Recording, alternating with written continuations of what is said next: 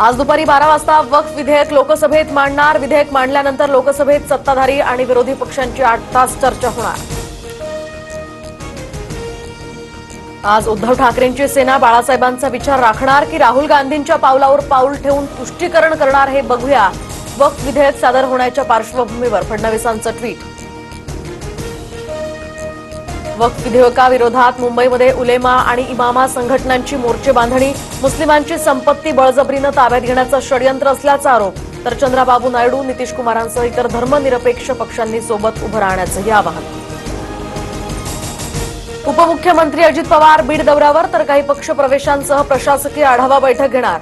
बीडमध्ये दाखल होताच हेलिपॅडपर्यंत लोक आल्यामुळे अजित पवार एसपी कॉवत यांच्यावर संतापले।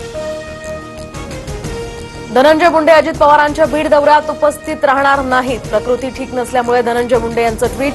उपचारासाठी मुंबईला यावं लागत असल्याची मुंडेंची माहिती। अंजली दमानी यांच्या प्रश्नावर पंकजा मुंडेंनी बोलणं टाळलं, तर धनंजय मुंडे पंकजा मुंडेंच्या फाईल्स घेऊन माझ्याकडे आले होते। दमानी यांनी केला होता गौप्यस्फोट।